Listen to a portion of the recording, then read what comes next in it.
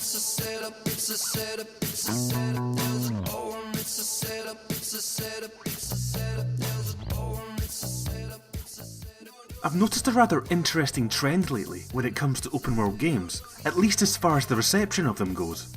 People always seem to prefer running about the world, exploring and getting into trouble, which is nothing new in free roaming games, but there does seem to be a shared sentiment, especially recently, that returning to the story and carrying out missions feels more like an obligation than anything else. Something you do only after you've gotten bored of the side activities. No matter how well written and involving the story may be, we'd much rather be doing something else. Why is this? Well, it might have something to do with the fact that when you've given the player an interesting, expansive world to play in, that's exactly what they want to do. Asking them to head to a precise point on the map and await instructions puts the game in two different mindsets. On the one hand, you are removing the leash from the player and letting them go on their own adventure. On the other hand, you're limiting any input the player might have and simply asking them to come along for the ride. There's no skill or meaningful interaction in asking the player to follow a bunch of waypoints, especially when you've introduced them to such a wide and varied world, which players will use any excuse to run around in. In Far Cry 3 and 4, you look through your equipment and see plenty of opportunities to upgrade them. So you look up which animals are needed, look them up on the map, set your waypoint, and are on your way to do some hunting. We are taking meaningful actions to get something that we want. Even the opportunity to open up some fast travel points, or any sort of tangible reward, is enough to take us off the beaten path, as we're being asked to use our own initiative to solve problems. One noticeable difference between the two different mindsets is that one is asking us to interact with the world, while the other isn't, and may as well be a linear game. Is there a way to improve this aspect of the game, whilst using the same tools as this one?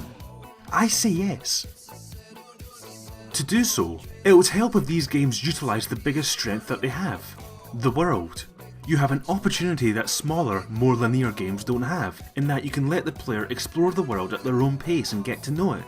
By the time I'm done, I should be intimate with the world and know it inside out, rather than just feeling like a passenger. In Grand Theft Auto 5, there's a mission where you have to drop a car off in an alley, then call someone to let them know where it is.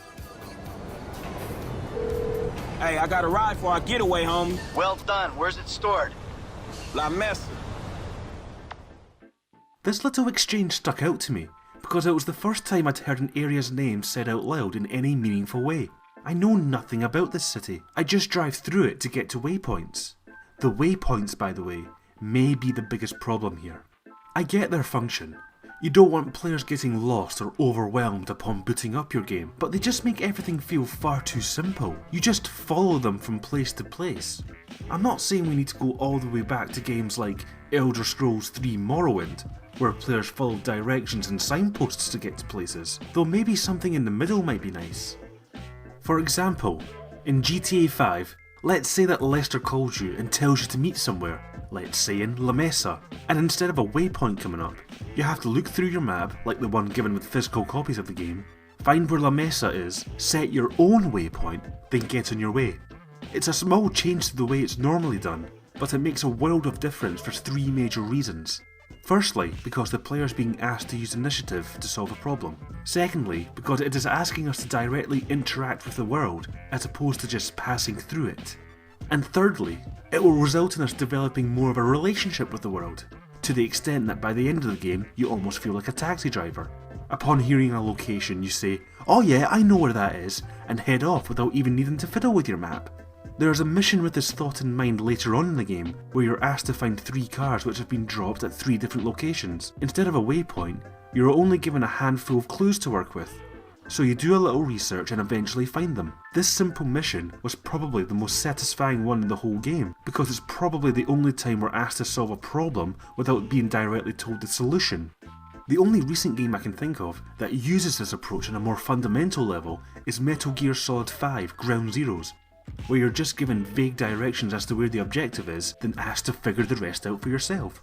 This is a simple idea, and it may not work with every game out there. Steelport and Saints Row is just a city where crazy shit happens, and whatever this city is in Incredible Hulk Ultimate Destruction, it's just an excuse to smash some stuff.